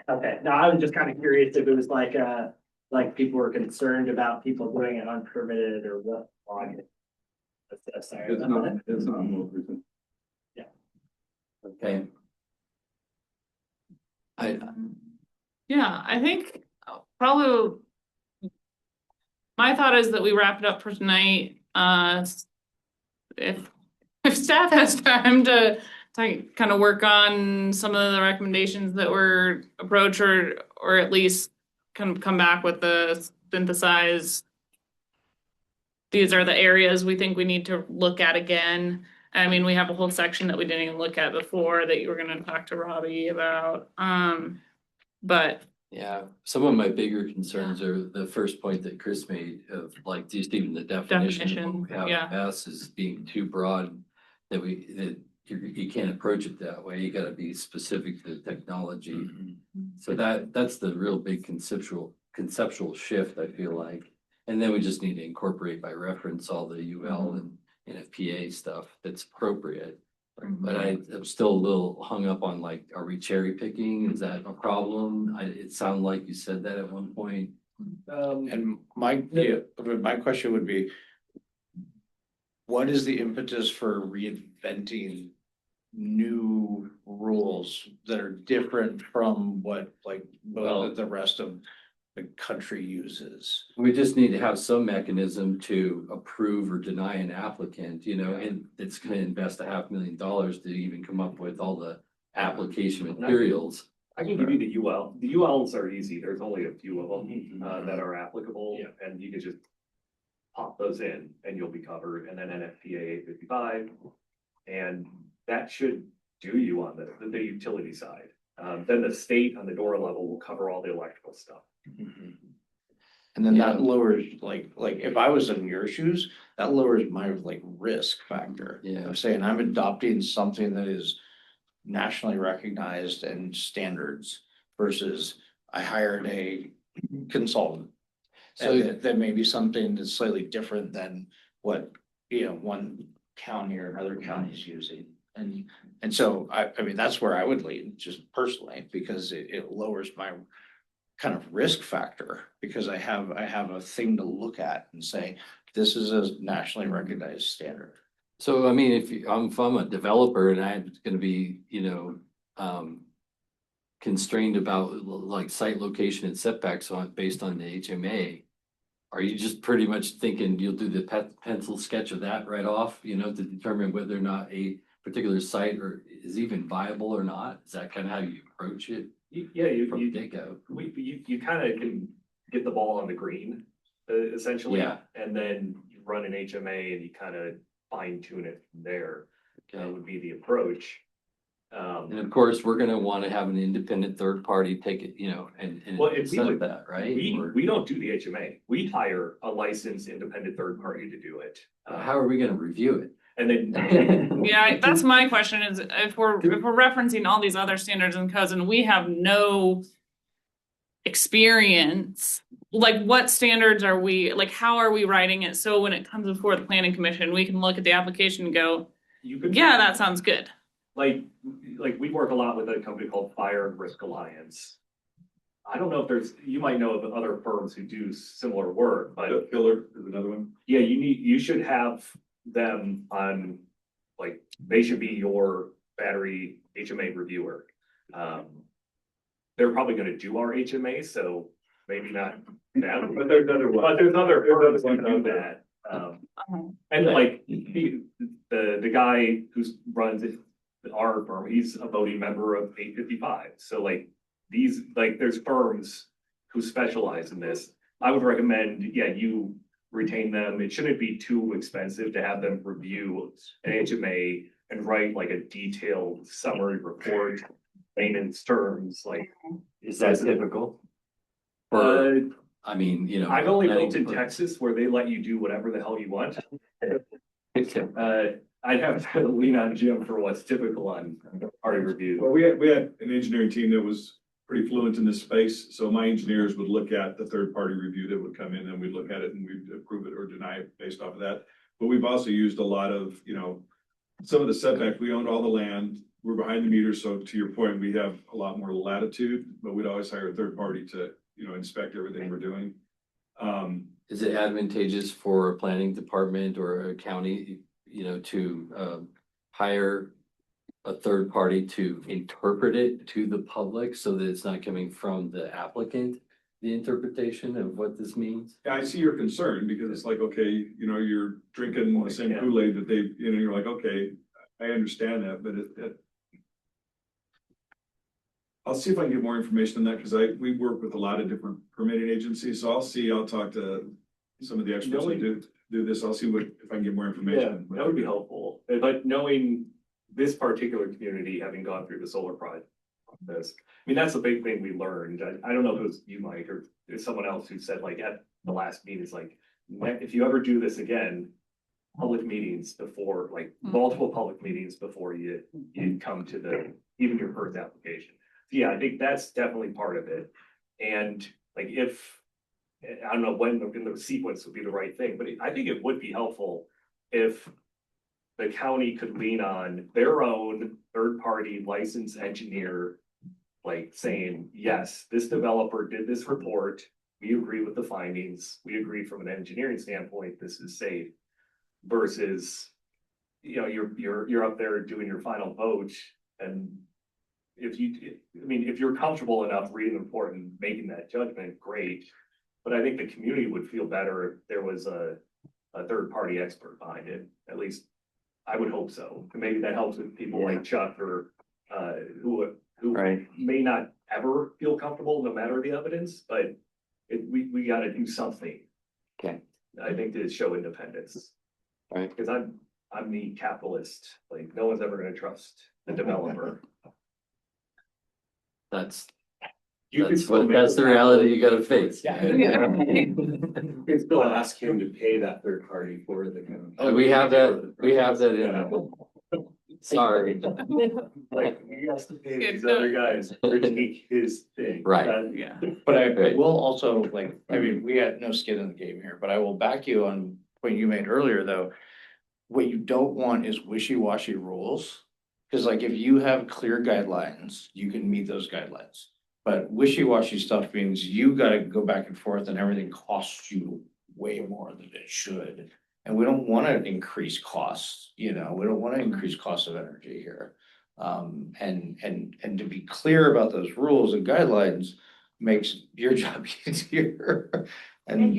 Yeah, everyone's job easier. All right. Sorry. Yeah, no. Great questions. I appreciate it all. Out of curiosity, does that look like, most of this document is just saying, well, see this standard, see that standard, not actually having you know, battery energy storage system is this, is that? Is it more just pointing towards these other things, or is it? No, it's a mix. Building it. And it needs to be cleaned up, I think, in that regard, but we need to make these decisions together and I don't know, there's a lot I need to listen to again and reflect on and take it back to other decision makers and the committee and just keep getting more, you know, knowledge and. Is people who work in the industry and who work here as a resource. Don't call upon us. She said the people that are here for, as a resource. Oh. Perfect. Yeah, and similarly, if you know, obviously this is kind of like an evolving document, but if there are, you know, if there is specific verbiage that you think is like, you know, like that just doesn't make sense, or that doesn't work, or that's not practical, and even better, here's verbiage that we think works a lot better. That's always appreciated, because it's, you know, especially when we're working on regulation in an industry that we're not familiar with, you know, the words sound fine. It's like, great, yeah, that makes sense. Until it's someone in the industry that says like, wait, no, actually, you know, this is the implication of what that says. So definitely feedback is helpful for us. Right. Thank you so much. All right. Thank you. Thank you all for coming. Thank you for your time. Thank you. Appreciate you all getting ahead of this, honestly. It's very important. Thanks for giving us the opportunity. Yeah, thank you. I think unless there's anything else, say adjourned, meeting adjourned.